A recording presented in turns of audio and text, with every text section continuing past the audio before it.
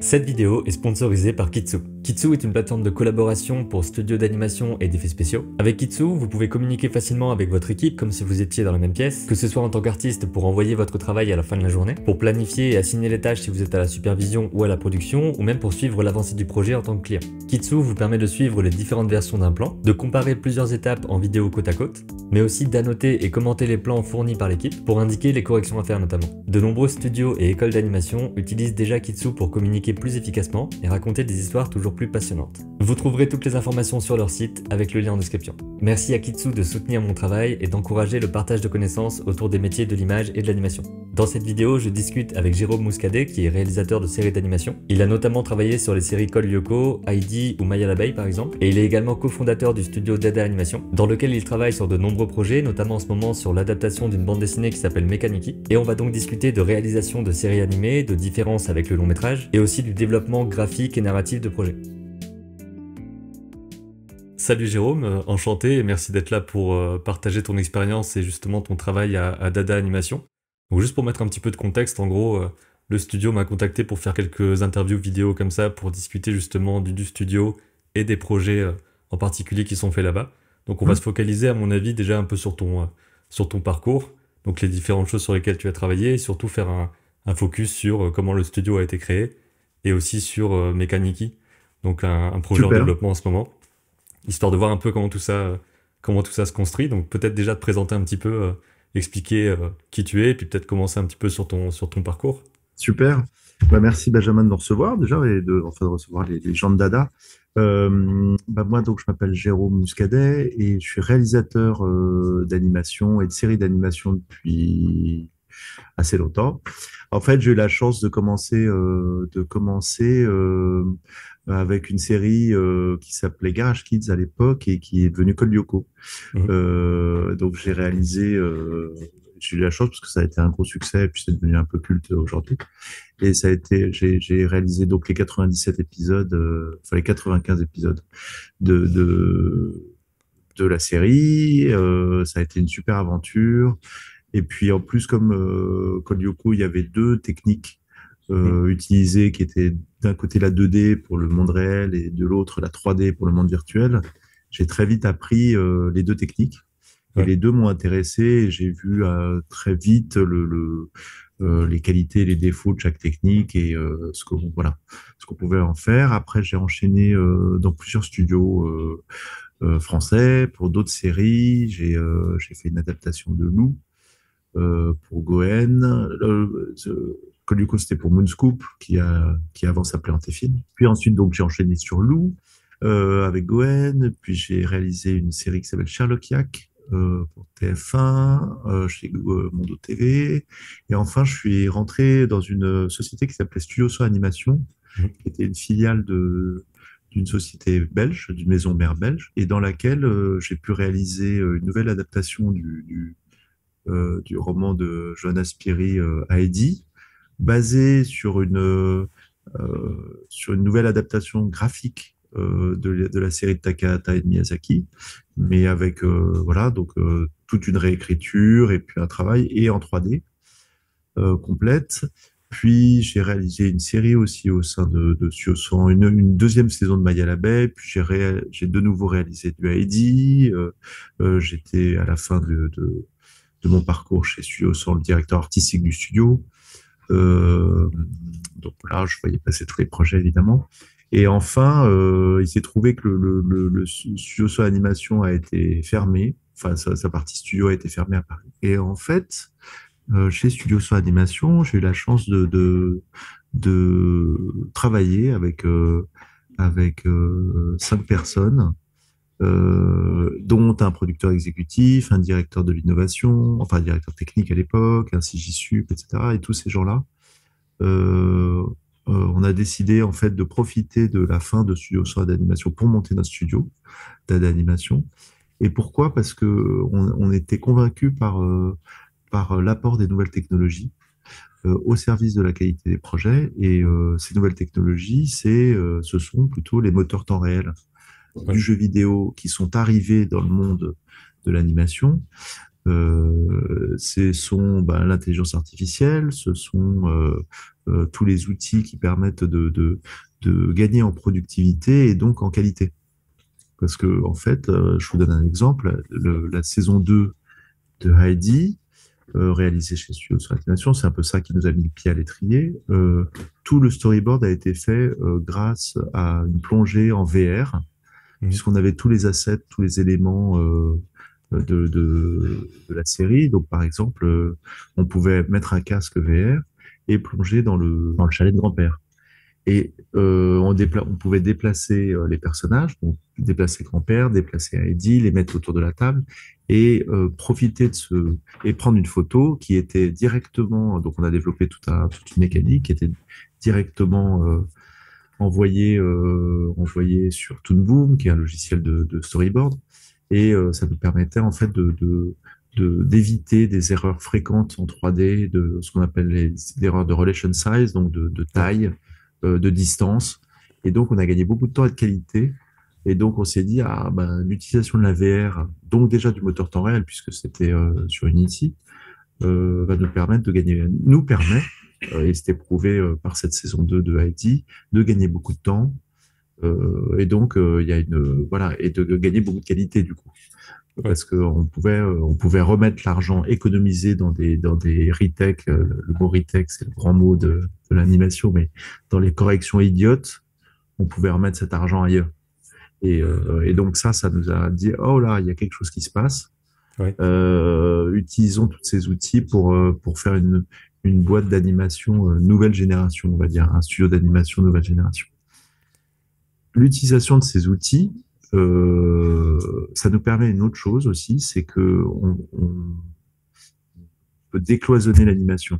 Et c'est un peu notre motto chez Dada Animation, c'est essayer de décloisonner l'animation et grâce aux nouvelles technologies, on peut à la fois faire des personnages pour un dessin animé, mais ces mêmes personnages, on peut les utiliser dans une expérience VR ou dans une app de téléphone. Et donc l'idée, c'est de dire que on essaie de faire vivre nos univers un peu partout sur tous les supports. Ouais. Avec ça, possiblement les mêmes assets, etc., qu'on peut exactement, réutiliser directement. Exactement. Donc ça, c'est le 360. On en parlait beaucoup, moi, quand j'ai commencé dans les années 2000. Au tout début des années 2000, on en parlait beaucoup, et puis ça n'arrivait pas parce que techniquement, en fait, c'était compliqué. Et donc chaque support, on devait tout recréer, en fait. Alors que là, réellement, on peut utiliser un personnage et un décor et le mettre en VR, alors qu'il est utilisé et shooté pour faire du broadcast, c'est-à-dire de la télévision. Donc c'est vraiment un moment très passionnant, en plus de l'arrivée de l'intelligence artificielle et d'autres techniques. C'est vraiment un des moments passionnants pour travailler notre art, parce que l'animation, ça reste quand même un métier à la fois de prototype et d'industrie. Et donc, c'est beaucoup de gens qui travaillent ensemble. Il faut faire beaucoup d'organisations, etc. Et donc, on a besoin toujours de techniques et de techno. Et du coup, quand la techno progresse, c'est aussi mon métier de réalisateur et de producteur artistique qui progresse. Je dis toujours, les impressionnistes, ils n'auraient pas pu exister sans l'invention du tube de peinture qui a été inventé dans la première moitié du 19e siècle. Et c'est grâce à ça qu'ils sont sortis de leur atelier pour aller peindre sur le motif. Là, c'est un peu la même chose. Donc, c'est l'idée que la technologie est un frein, c'est au contraire, elle doit nous aider à faire mieux encore. Et donc, la qualité des projets et des contenus progresse en permanence. Et surtout à Dada, vous faites des projets qui sont aussi de différents types, dans le sens où il y a de la série, des choses plus documentaires, des mélanges de techniques. Et tu parlais au début justement du mélange de techniques dans Code Lyoko, notamment la 2D, la 3D. Donc tu connaissais déjà avant un petit peu les principes de la série d'animation, ou c'était vraiment la première fois que tu devais comprendre comment ça marche pour ensuite diriger l'ensemble? En fait, moi, je suis diplômé des arts décoratifs à Paris. Et en fait, c'était le grand âge d'or du multimédia à l'époque. Et donc, j'ai fait une spécialisation de réalisation multimédia. Donc, moi, j'étais formé déjà très tôt, en fait, aux techniques numériques. Et donc, voilà. Et donc, J'ai travaillé pendant quelques années avant de découvrir vraiment qu'il y avait une industrie du dessin animé en France, de séries d'animation. Et je trouve ça réunissait beaucoup de mes compétences parce que j'avais déjà touché à la 2D, 3D, pour des choses d'animation, pour de la BD interactive, pour plein de différentes. Dans les CD-ROM, il y avait un peu d'animation, donc j'aimais ça. Et puis moi, je voulais raconter des histoires. J'ai vu que ça existait et en fait, il s'est passé que quand on m'a proposé Code Lyoko, parce que je connaissais des gens, que je m'étais intéressé, etc., euh, au secteur et bon, bref.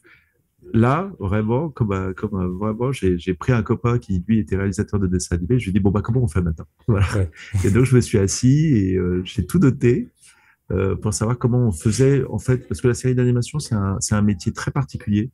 C'est pas le film, c'est pas le long métrage. C'est une école très compliquée parce que la série d'animation, on fait 10 heures de film en 2 ans. Un long Ce qui est métrage, gigantesque, hein. on produit 1 heure et demie en plus de 2 ans. Voilà. Ouais. Donc, tu te rends compte, on produit 10 heures de film et c'est pas 10 fois moins bien qu'un long métrage, c'est différent, en fait. La série d'animation, c'est une école très particulière de choix. Il faut faire des choix assez rapidement, donc c'est une très bonne école pour ça. Et puis, il faut formater au bon sens du terme le travail, c'est-à-dire il faut réussir à trouver la façon de faire des épisodes, voilà, qui est une sorte de routine artistique et Mm. créative et qui est très intéressante. Mais ce processus de routine, enfin d'arriver à formater le travail, ben, c'est passionnant parce qu'il faut garder un côté auteur, il faut que ça soit bien, il faut que ça soit que chaque Bah, c'est épisode soit ça. intéressant, Ouais. etc., etc. Donc il y a des techniques, voilà, il y a plein de, c'est du savoir-faire quoi. Il y a un vrai métier derrière, mais c'est très particulier ça, Denis. Et moi j'adore ça. Depuis 20 ans, quoi, de faire ça. Et quand je suis arrivé sur Colyoko, bah, j'ai surtout on est, comme je le disais tout à l'heure, c'est une industrie de prototypes, donc c'est aussi des gens qui la font, hein, et Mm. les productions. Donc c'est vraiment les équipes qu'on choisit.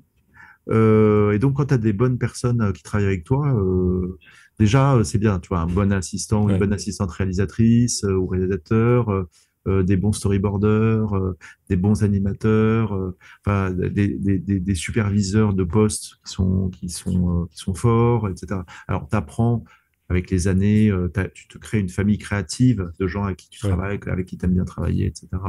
Et puis voilà, mais j'ai tout appris au fur et à mesure. J'avais une très bonne assistante réalisatrice qui me, qui me, qui m'aidait, enfin, qui me prévenait de tous les gardes, tous les Mm. dangers. Voilà, Ouais. là, non, il faut pas que tu fasses ça comme ça parce que sinon, ça risque d'avoir problème. Parce que réalisateur, c'est un côté très dur parce que tu bosses énormément. C'est un métier où il y a beaucoup de boulot parce que quand tu fais 10 heures de film en 2 ans, que tu es un peu contrôle freak, comme tous les réalisateurs ou Ouais. réalisatrices, tu as envie de tout voir et de tout contrôler. Et c'est compliqué parce que c'est beaucoup de temps, en fait. Donc, à un moment, dans le planning, au milieu de la prod, tu regardes à la fois les scénarios, mais aussi tu es dans les studios en post-production pour gérer les comédiens, enregistrer, faire le mixage, etc. Donc, tu peux travailler au même moment sur 5 6 épisodes au même Ouais. moment, c'est-à-dire dans la même journée. Donc autant dire que tu commences tôt et tu finis très tard et que pendant 2 ans, tu es un peu en charrette. Voilà. Mais Et surtout, il n'y a pas vraiment de. Enfin, tu disais que tu avais une formation de réalisation multimédia, mais c'est dans le côté aussi, j'imagine, technique, etc. Mais sinon, pour être à la réalisation, bah, faut en faire, quoi. pas Faut avoir exactement. Faut en l'opportunité d'y faire. être et de voir comment ça se passe et de faire ensuite une autre série, etc., quoi. Ouais, faut en faire et puis il faut bien se connaître aussi. C'est-à-dire que moi, je conseille toujours aux gens avec qui j'en parle, euh, c'est une question de tempérament aussi, vachement. Moi, je sais que j'étais beaucoup plus, j'aime travailler avec plein de corps de métiers différents. Mm. Je préfère papillonner ou que je suis pas tellement moine soldat. Moi, j'ai des copains qui sont sortis en même temps que moi, hein, etc., qui eux passent 9 heures par jour à dessiner, Ouais. voilà, et qui sont à leur table de dessin, etc. Moi, je peux pas faire ça. Et je dessinais aussi, et je dessine, mais pas comme eux, parce que tu C'est vois, à un la autre fin, la niveau main, voilà, de voilà. discipline, etc. aussi, ouais. Moi, j'utilise le dessin pour expliquer mes idées, pour dire, voilà, j'aimerais qu'on fasse ça, ou voilà. Ça demande de toute façon de rester bien éveillé sur la culture, sur les références et tout, mais je préférais, moi, travailler et diriger en fait, là, tu vois, partager une vision avec différents métiers, parler avec des animateurs. Moi, j'adore parler avec des décorateurs traits, des décorateurs couleurs, des cara designers, des comédiens, des ingé sons, etc. Et faire partager, avoir une vision commune. Et quand tu fais une série, en plus, c'est beaucoup de communication parce que quand tu as décidé d'une intention, du genre, bah, là, le personnage va sourire Mm. pour telle et telle raison, pour faire passer l'émotion, bah, il faut que tout le monde dans la chaîne de la grande pyramide soit au Comprennent la même courant. chose. Voilà, comprenne la même chose. Et ça, donc il y a plein d'outils, évidemment techniques et tout, mais je trouve ça bien voilà, moi ça me correspondait bien en termes de tempérament et je pense que pour les jeunes, il faut se connaître un peu. Il faut dire, bah moi j'ai Mm. envie de passer, tu vois, 9 heures par jour à ma table de dessin. Tu seras pas réalisateur, tu vois. C'est aussi clair que ça. Ouais. Moi j'ai un côté chef d'orchestre en fait, tu vois. Je suis pas du tout un bon soliste. J'ai plein de super solistes, et vraiment c'est ça voilà la caractéristique en fait. Je Et pense puis il faut avoir une connaissance pas forcément hyper spécialisée, mais de tous les domaines et de ouais, savoir comment mm, parler aux gens pour avoir la chose que qu'il tu faut à la veux. fin. Et ça, c'est tout un Ouais. truc aussi social finalement de comment faire, quoi. Exactement, de communication et puis de curiosité aussi d'esprit. Moi, voilà, je suis assez curieux et en fait, voilà, de s'intéresser à chaque métier, à comment tu fais, ah ouais, c'est comme ça, ah oui, tu peux faire ça, etc. Parce qu'en fait, et puis c'est comme ça, et puis dans le métier, il y a une question de respect aussi, beaucoup tu vois, si on te respecte parce que tu connais le savoir-faire et que tu peux le dire, bah non, mais moi je ferais ça comme ça. Mm. Et puis, il faut savoir aussi parfois on essaye de te blouser, on te dit, ah ben non, je peux le pas faire. Bah si, tu peux le faire. Je sais que tu peux le faire. Parce que, tu vois, Ouais. tu pourrais faire ça, comme ça, comme ça. Euh, pour essayer d'avoir mieux, d'avoir plus, tu vois. Il y a deux voies en réalisation d'animation, très claires, en fait. Et je l'ai expérimenté. En fait, je pensais pas au début, mais t'as le cinéma et la série d'anime. Et c'est très compliqué alors, les, en termes, pour les techniciens, c'est assez, les milieux sont poreux. C'est-à-dire que tu Mm. peux être technique, tu peux faire du cara design, par exemple, en film, et puis passer sur de la série et inversement. Pour la réalisation, c'est très compliqué. La Ouais. réalisation, c'est un poste un peu particulier. Et je te dis, moi, je suis formé à faire de la série d'anime. Aujourd'hui, je pense pouvoir faire du long métrage, mais la série d'anime, c'est un exercice assez particulier. Et en fait, même dans le paysage, on va dire, de la production française et européenne, soit tu fais du film, donc tu fais des courts-métrages, tu vas en festival, puis si tu es repéré, tu peux aller faire du long-métrage, ou si tu as Mm. un projet, etc. Mais quand tu regardes les gens qui font du long, c'est souvent des gens qui font des formats courts, tu vois, qui sont Ouais. peut-être venus parfois un peu par la pub, mais jamais ils font de la série. Et puis, tu as les gens qui font de la série, et ça, les gens qui font de la série en font beaucoup et longtemps. Voilà. Et donc, c'est intéressant aussi de savoir ça. Quand tu es jeune, tu vois, enfin, je sais pas pour les gens qui regarderont, mais faut, un, connaître bien son tempérament, si tu veux devenir réalisateur, et deux, savoir si tu veux faire du film ou si tu veux faire de la série. Les deux sont super, hein. Il n'y a Ouais. pas de, tu vois, je pense que tu vis mieux si tu fais de la série, parce que tu as un marché qui s'appelle la télévision, où il y a plus d'argent, et même s'il y a des plateformes. Maintenant, aujourd'hui, il y a des plateformes, ça change, mais en tout cas, il y a un marché. Pour un individu, c'est plus risqué de commencer dans le film, c'est parce que tu fais moins de projets, donc voilà. Ouais, c'est ça. Mais Et puis bon, il y a le côté aussi, c'est ponctuel, quoi. Le film va sortir, il marche ou il marche pas. Ensuite, il, exactement. il est diffusé en vidéo, etc. Il marche ou il marche pas. Alors que la série, il y a un côté plus Ah ouais, long. Ça va peut-être passer en boucle à la télé, des trucs comme ça. Enfin, après, je exactement. sais pas à quel point pour les productions, ça aide ou pas le fait que ça passe longtemps. Je Si, sais bah pas s'il y a un truc qui aide. si, et puis là, ça, c'est le vrai, c'est le vrai avantage, et c'est ce qui est génial dans les séries d'anime aussi, c'est que l'animation, ça s'exporte, même dans les films d'ailleurs, et ça s'exporte très bien.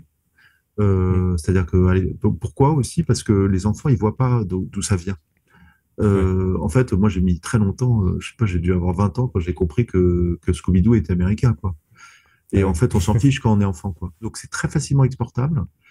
On traduit et ce qu'on appelle localiser, on localise les dessins animés très facilement. Et donc, très vite, Colyoko, c'est plus de 150 pays, hein, 160 Mm. pays. C'est très, tout d'un coup, c'est Ouais, ouais, massif. c'est vraiment énorme. C'est massif. Donc, Et donc ça, c'est super pour l'industrie parce qu'en fait, la France est le troisième exportateur mondial de dessins animés. On est une toute petite industrie. Hein. On est, il y a, ne- il y a- on est, je sais pas, il y a 9000 salariés dans l'animation. Bah, c'est ça, et pourtant on C'est est rien. partout et Et tout, pourtant, c'est un truc. c'est un secteur qui est qui est beaucoup plus, qui a un soft, ce qu'on appelle le soft power. Tu vois, Ouais.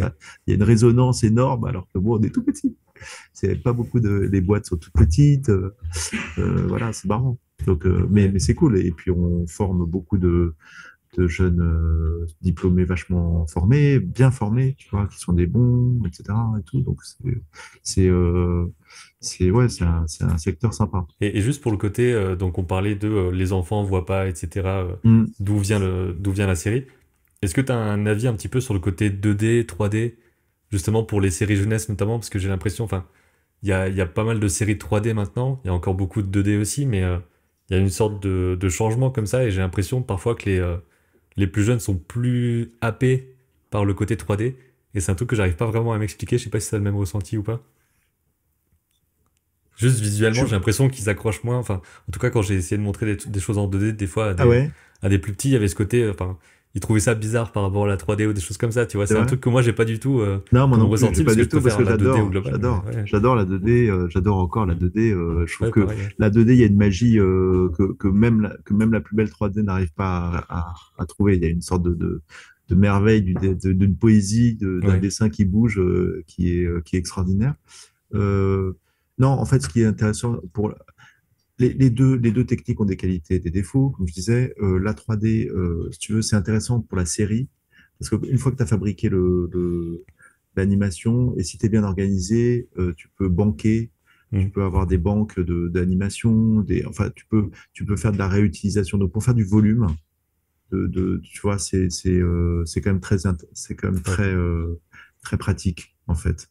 Et donc, c'est pour ça que aussi c'est utilisé. Et puis, il y a le côté un peu novateur de la 3D, toujours.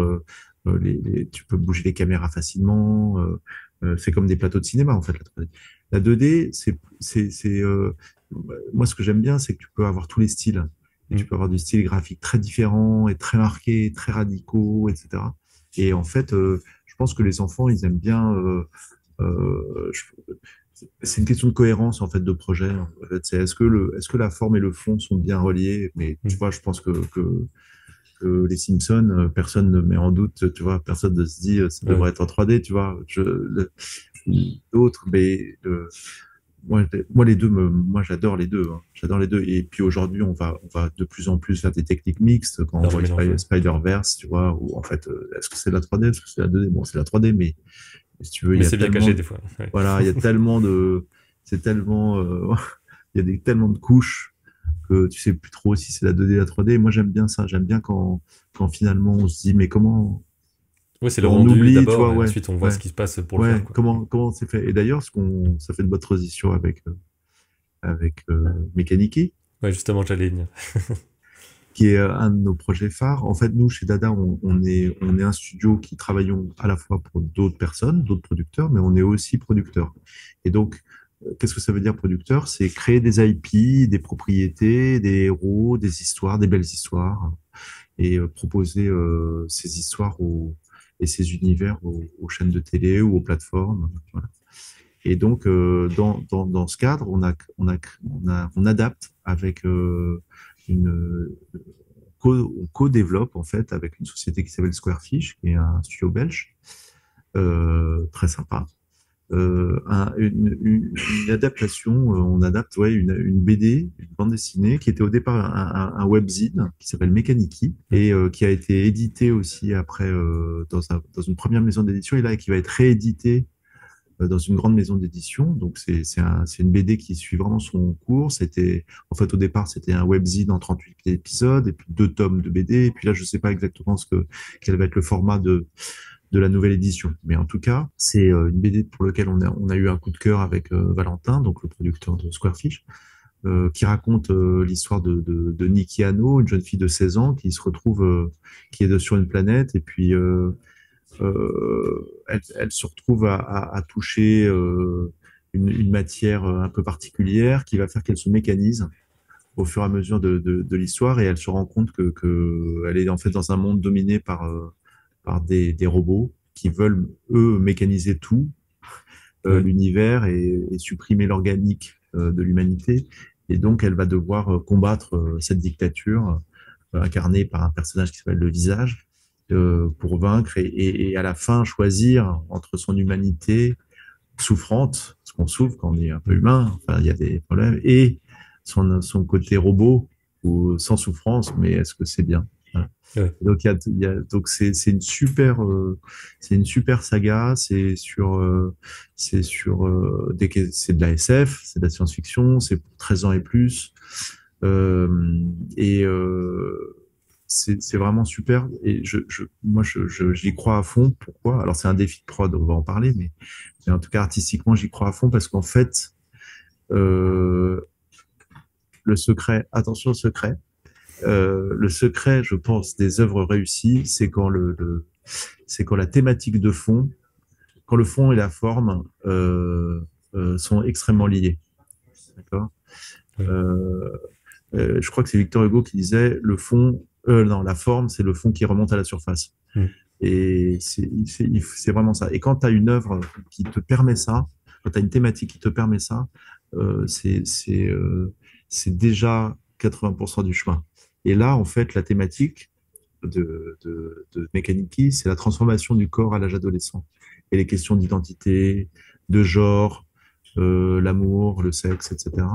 Et là, en fait, Nikki qui se transforme au fur et à mesure, enfin dont le corps se transforme au fur et à mesure de l'histoire, euh, et c'est réel, tu vois, c'est visuel, et ben en fait ça parle métaphoriquement de la Mm. transformation des corps à l'âge adolescent.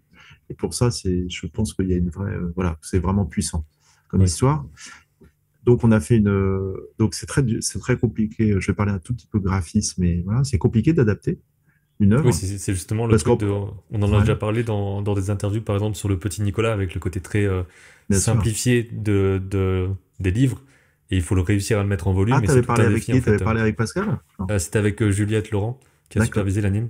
Ouais, ouais. Et justement, on parlait de ce truc de réussir à le mettre en volume, mais en gardant les mêmes attributs, etc. des personnages. Et que c'est ça le gros défi aussi sur Petit Vampire. J'avais parlé avec Adrien Gromel de ça. Où c'était tout un truc de. Dans la BD, les choses sont un peu déformées. Elles sont pas toujours Bien sûr, c'est de la triche tout le les temps. mêmes La BD formes, triche, etc. C'est ça ça. triche tout le temps. C'est ça. En Alors BD, qu'en on triche. animation, on se dit, ah là, ça va pas marcher en fait, il faut tout Non, refaire, mais garder le même esprit, et c'est ça le défi, quoi. exactement. Et ben, la vraie adaptation, c'est garder l'esprit et s'éloigner même de la forme, mais en garder vraiment l'esprit et Mm. trouver l'esprit. Donc, ça a été un long chemin. Je pense qu'on a trouvé une bonne adaptation du personnage. Donc, c'est la 3D avec un rendu 2D. Les décors, on n'y est pas encore. Ouais. Euh, il faudrait faire quelque chose de beaucoup plus stylisé. En fait, notre idée, c'est vraiment pour parler aussi à la cible, aux gens, à notre audience de 13 ans et plus. C'est plutôt dans certains jeux vidéo comme Sable ou avec de la, de la 3D rendue 2D plus simple, essayer de simplifier les choses. Donc, on n'est pas encore au bout du chemin de notre développement graphique. Littérairement, on sait où on va vraiment, c'est-à-dire on a resserré notre première saison qui compterait environ 6 épisodes de 20 minutes. Euh, pour l'instant, c'est un peu ça le format Ouais. envisagé. Donc c'est plutôt un format plateforme où elle est sur une seule planète. Au début, donc pour vous dire combien des choses prennent du temps, c'est qu'au départ on avait imaginé deux points de vue parce qu'il y a deux grosses planètes. Enfin, il y a une grosse planète qui s'appelle l'Orunis et puis une petite lune qui s'appelle Tisgo. Nikki, elle naît sur Tisgo. Donc on avait imaginé une double narration, mais c'était trop compliqué. Et puis voilà. Voilà, donc on a tout resserré et là je pense qu'on a une vraie histoire de première saison, sachant qu'on aimerait que la saga dure 4 saisons. Voilà. Mm. Mais on a une vraie histoire vraiment bonarde, de SF en plus, donc c'est un peu kiffant. Alors ensuite, pour parler du défi de production que c'est en France de produire du Oui, parce 13 ans et que plus. il faut le préciser que c'est très long, quoi qu'il arrive, à produire quelque chose, et selon aussi parfois par exemple, les techniques utilisées ou le format, des choses comme ça, il y a des choses où on doit les adapter justement pour la télé, et les plateformes permettent peut-être de casser un peu ça, d'avoir des formats Alors peut-être ouais, plus longs, des choses comme ça. les plateformes permettent de casser les formats très clairement. Ça, c'est super. Ils s'en foutent en fait de la longueur. Mm. Grosso modo, ce qu'ils veulent, c'est que l'histoire elle soit bien réalisée en fait. Ouais. Et c'est tant mieux. maintenant, avant ça, avant cette partie-là, il faut financer la production. Donc, soit on va voir les plateformes, ce qu'on fait là, nous, là, mais ça prend beaucoup de temps pour que les gens se décident en disant, ah oui, c'est super, comment on ferait, etc. Faut montrer patte blanche, on va dire. Mm. Et les télés. Et sauf que les télés, en France, l'animation, malheureusement, et en Europe, c'est pas qu'en France, en Europe, l'animation, elle s'arrête à peu près à 10 ans, 10-11 ans. Et il y a très peu d'animation plus vieux. Oui. Tout le monde de ma génération et puis après veut de l'animation pour plus adultes, hein, plus ado-adultes, parce qu'on a tous grandi avec de l'animation et qu'on en a envie, etc. Mais il n'y a pas de cases. Il y a très peu de cases. Alors, il y a des nouvelles plateformes qui émergent, mais c'est souvent des plateformes issues plutôt du catalogue manga, enfin animé et japonais. Donc, ils veulent quelque chose de beaucoup plus japonisant que ce qu'on a. Donc voilà, alors il y a donc, il faut naviguer autour de ça. Alors il y a France Télé qui essaye un peu d'ouvrir des cases. Enfin bon, il y a une vraie ébullition autour de cette question de l'animation ado-adulte qui est pas résolue. Et en faisant Mekaniki, en voulant faire Mekaniki, en proposant Mekaniki, on essaie de continuer à essayer d'ouvrir cette brèche autour de l'animation ado-adulte, mais c'est loin d'être gagné. Et moi, je suis Oui. persuadé que les garçons et filles de 14-15 ans ont envie de regarder de l'anime et de l'animé. Moi, j'aimerais faire de l'animé européen, en fait, et pas forcément que du manga, quoi, de Ouais, en l'animé. gros, qu'il y ait plus de choix. Et comme tu dis, Ouais, si justement pour l'instant, il y a pas la place dispo pour ça et qu'une série arrive et arrive à justement avoir un succès ou quelque chose comme ça, ben ensuite, ça peut décider de, en fait, ça marche. bien Et sûr, permettre à d'autres gens de raconter d'autres histoires, peut-être qui sont dans les tiroirs pour l'instant et impossibles à faire. Enfin, c'est ça clair, peut c'est vraiment faire clair. une C'est sorte clair, et d'effet puis t'as boule de plein neige de... comme ça, quoi. Bah, moi, j'ai fait pendant 20 ans, si tu veux, de la série pour les petits, en fait. Tu vois, enfin, à différents âges. Lyoko, la cible était un peu plus haute, mais globalement, les thématiques que tu abordes sont les thématiques des héros Mm. dont tu parles, tu vois.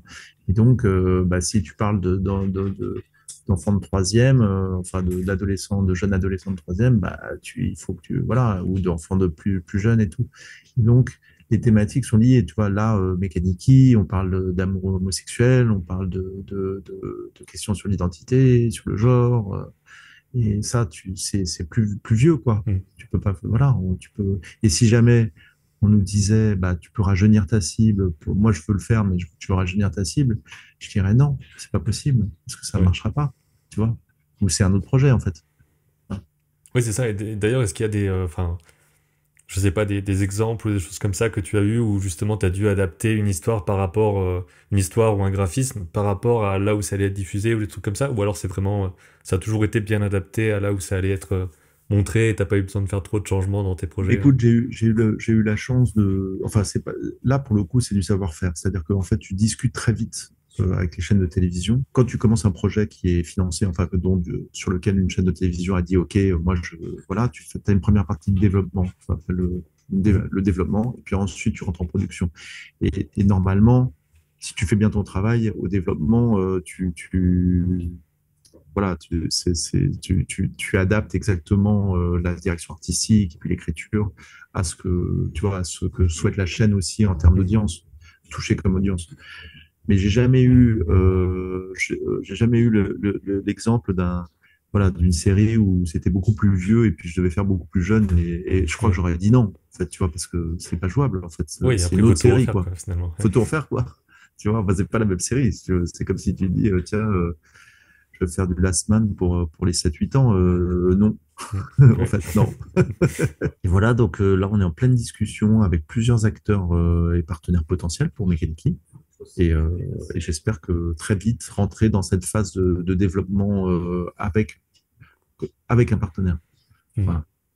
Bah justement, là, sur le site de Data Animation, on voit déjà un premier, on va dire, Teaser. essai visuel, en gros, de Ouais, voilà, ouais. comment ce sera, à quoi ressemblent un peu les personnages, les décors et tout. Et comment ça marche ce truc-là? Qu'est-ce qui est mis en place par le studio, en gros, pour pouvoir vendre le projet? Qu'est-ce qu'il y a Alors, comme bible ou des choses comme ça?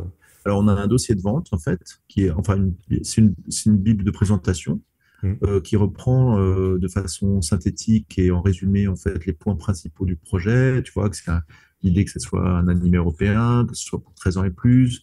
Il faut le résumé de la première saison, les principaux personnages, voilà, les principales caractéristiques en fait du projet. Et donc Ouais. ça, c'est un document qui doit pas être trop long parce que les gens sinon lisent pas. Euh, Ensuite, on a à côté de ça, bah, on a des éléments financiers où on dit bah voilà, si jamais vous venez avec nous, et ben voilà, je vous propose de faire un développement pour tant d'argent. Est-ce que ça vous irait, etc.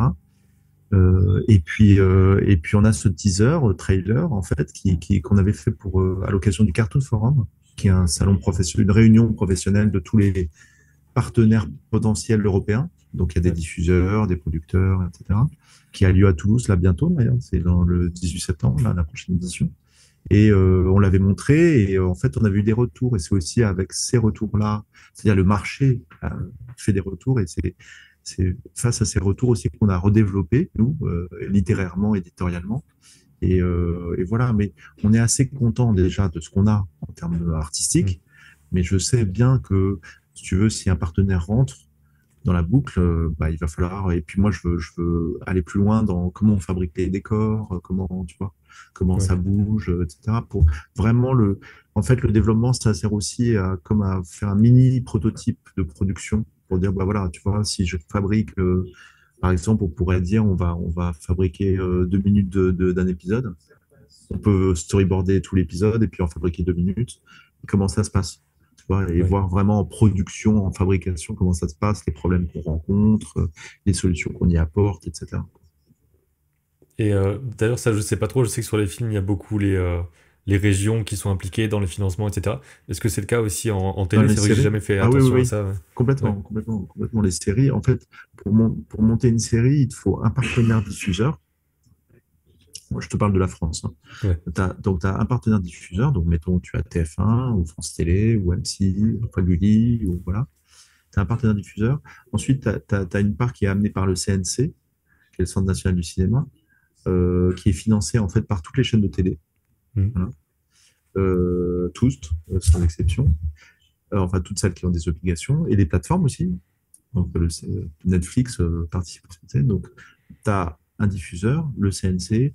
Ensuite, tu as des régions, justement. Enfin, si tu fabriques un peu à Angoulême, ou si tu fabriques à Annecy, ou si tu fabriques à Valence, bah, tu vas avoir des aides régionales, ou même à Paris, hein, possiblement.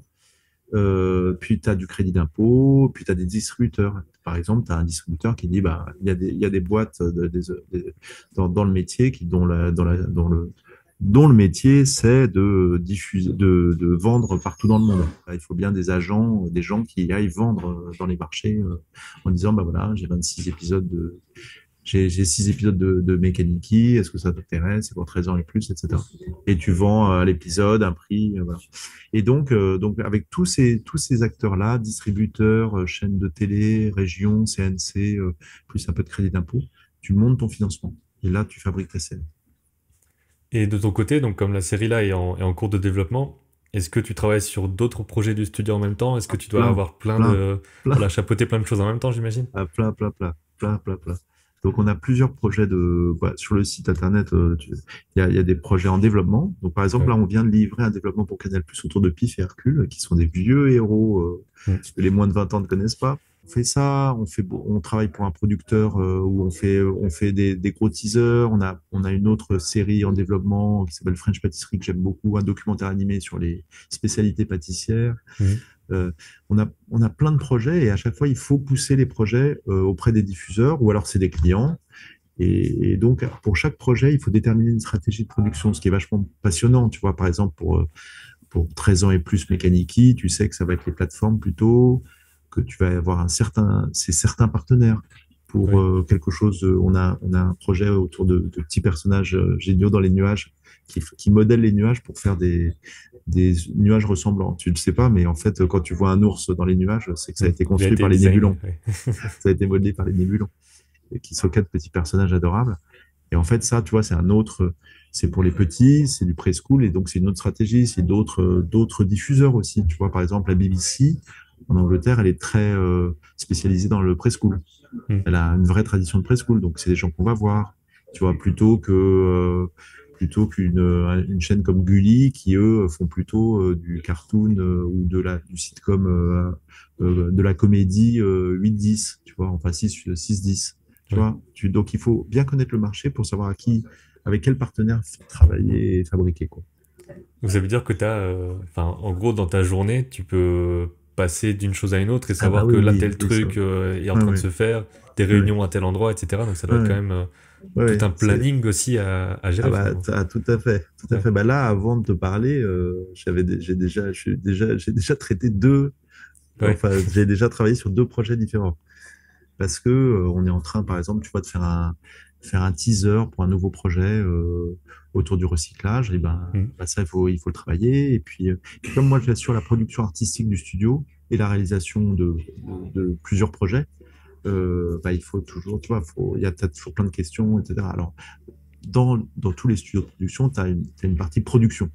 Et la production, c'est ceux qui gèrent le planning, les finances, voilà, qui te dit, bah, tiens, Mm. aujourd'hui, tu as ça, ça, ça à faire, parce que si tu le fais pas, et bah, par exemple, l'animateur, il va pas pouvoir travailler après toi. Ouais. Faut bien Tu respecter vois. la chaîne et penser au fait qu'il y a d'autres gens Exactement. derrière, etc. On l'a souvent Exa- répété aussi dans les vidéos. Exactement. Exactement. Et ce qui est pas toujours simple, parce qu'on te dit quoi faire tout le temps, et au bout d'un moment, tu as envie de dire, ah, laisse-moi Ouais. tranquille.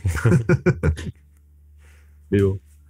Et peut-être une question plus sur le côté comment toi tu gères ce truc-là. Souvent, j'aime bien poser la question de comment tu gères en gros ton temps et est-ce que tu arrives à te déconnecter aussi du travail ou est-ce que c'est un truc qui est juste que tu as tout le temps en tête en permanence quoi. J'imagine que Alors, moi, je suis dans le rôle que tu as, c'est obligé. je suis un Ouais. tout petit peu workaholic, faut le Ouais. dire. Non, mais en fait, c'est des métiers passion, donc c'est un peu le problème. C'est que je suis très content de venir au studio. Tu vois. Ouais. J'aime ça depuis toujours, en fait. J'adore ça.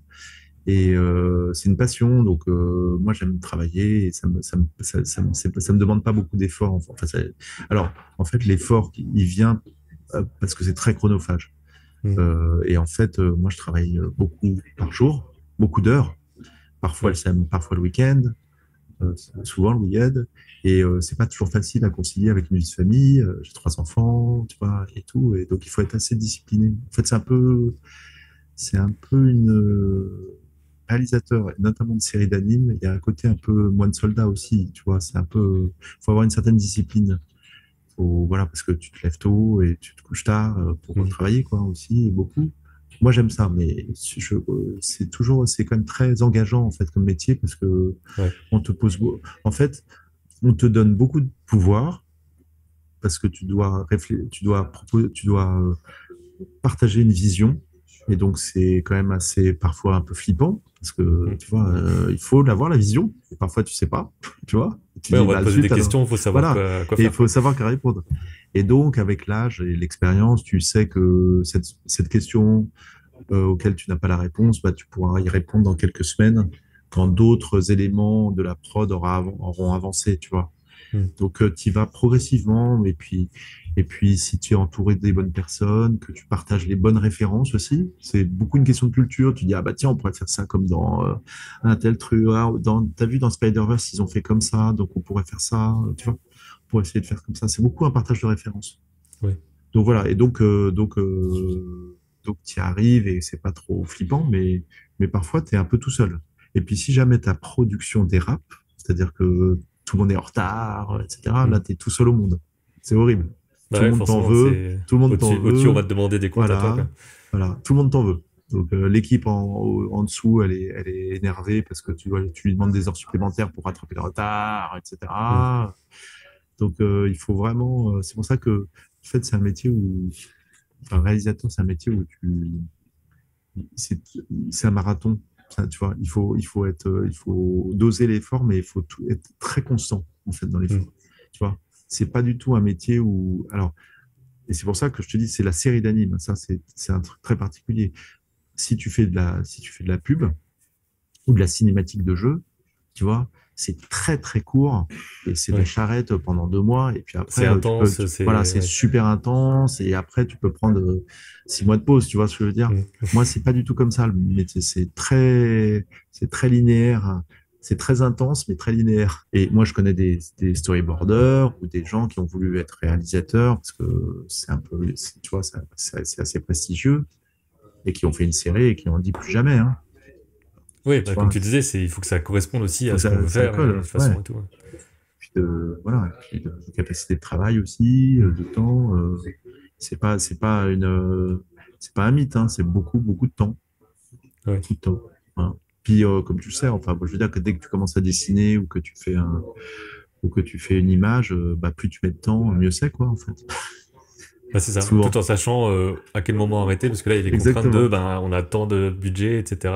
Exactement. Par exemple, sur Mechaniki, tu disais que les décors, tu cherchais un rendu particulier, etc. Est-ce qu'il y a des choses que vous essayez en particulier donc, est-ce que c'est de la modélisation 3D assez simple et ensuite beaucoup de Ouais, peinture par au-dessus? ouais, Est-ce que c'est ça que c'est j'aimerais plus faire. de modé 3D avec déjà des éclairages Des 3D et tout textures, ça? ouais. Non, non, moi, je Ouais, préférerais ça, en fait. Là, ce vers quoi je veux m'orienter, c'est plutôt de la 3D low def, de la 3D à pas très, et plus de peinture dessus. ouais. Plus de peinture dessus. Ou alors et alors il y a cette possibilité, ou de la modé un tout petit peu, de la modélisation un peu plus aboutie, et avec avec des textures très, très simples. Genre des aplats de couleurs. Tu vois, je voudrais chercher quelque chose qui soit assez graphique, en fait. Ouais. Je suis très marqué aussi dans les références par des choses comme Goldorak. Enfin, moi, je pense que le tout début des années 80, il y a des très belles choses qui ont été faites avec des noirs très intenses et des couleurs très vives, tu Hmm. vois, en regard, en contraste. Et j'aimerais bien retrouver ce genre de choses que j'ai pas encore dans Mechaniki, quoi, qui est pour l'instant très pastel, en fait. Et je voudrais quelque chose de plus radical, en fait, en termes de Ouais. direction artistique. Alors pour ça, pour faire la direction artistique des projets, pour chaque projet, et comme tu vois, moi c'est ce que j'aime aussi, et c'est pour ça aussi dans Dada Animation, quand tu regardes notre line-up, il y a plein de choses différentes. Bah, c'est vrai que c'est assez C'est assez fort hétéroclite, tellement il y a plein de trucs ouais, c'est qui assez n'ont rien à voir, quoi. hétérogène, Ouais. ouais. Et en fait, moi j'aime ça. Je voulais pas qu'on fasse un studio avec une image, tu vois. Hmm. Comme je respecte tout à fait, mais si tu vois Fortiche avec Arcane, Ankama, Wakfu, Hmm. tu vois, tu as un type d'image, un style. Euh, moi, je préfère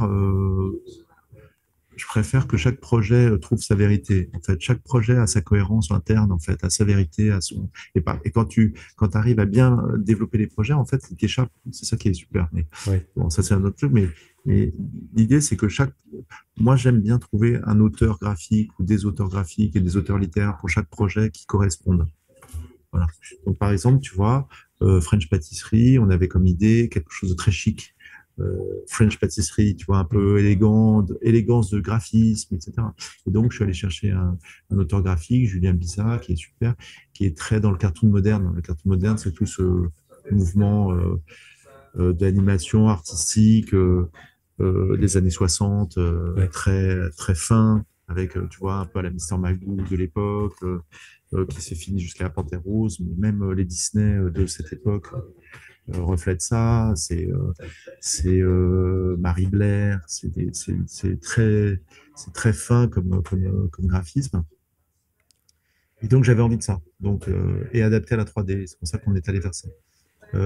Pour Mechaniki, bon, bah, il y a l'adaptation de la BD, mais il y a aussi le côté, je te dis, moi j'ai envie de toucher des enfants, enfin des adolescents qui regardent du jeu vidéo, du jeu vidéo 3D rendu 2D, des nouvelles écritures un peu, des choses comme ça.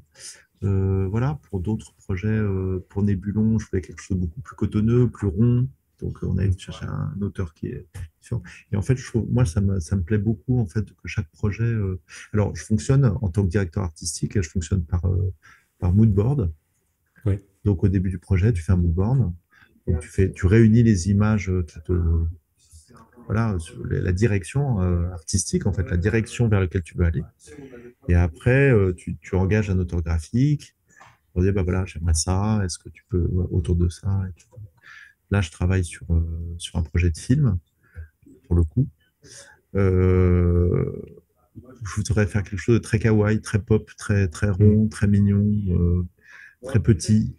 Ouais. Donc, c'est d'autres, tu vois, c'est une autre direction aussi. C'est plutôt voilà, les artistes aussi. Et puis tous les champs de la culture sont ouverts. Tu vois, dans les mood boards, tu peux avoir de la peinture, tu peux avoir de la sculpture, tu peux avoir de Oui, puis telle l'architecture. partie va, bah en fait j'aimerais un éclairage comme ça, mais les formes ce sera plus comme ça, et puis ensuite tu fais tout ton Ouais, mélange. D'où le exactement. fait qu'on répète encore et toujours qu'il faut des références et que c'est important, que c'est normal. Oui, Il y a ce et truc c'est de copier, tu sais, quand tu commences vraiment au début, ouais, tu dis je veux pas copier, mais en fait il faut que tu mélanges tout ce qui t'intéresse, et après ça va sortir à ta façon, et c'est comme ça quoi. exactement. Et puis de toute façon, l'histoire de l'art n'est que ça, Hmm. n'est qu'une réinterprétation des formes.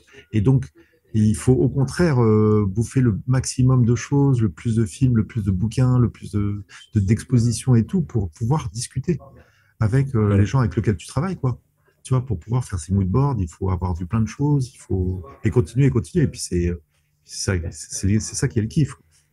C'est ça. Tu vois, on aime toujours ça. Je te dis, c'est pour ça qu'il y a un petit côté métier passion et que voilà, bon, à force, bon, ouais, évidemment, c'est la vie aussi, hein, donc la vie professionnelle, parfois, il y a des trucs un Tout peu, n'est pas rose, ouais, ouais. il y a des trucs un peu galères et tout, mais bon, finalement, on fait quand même un métier sympa.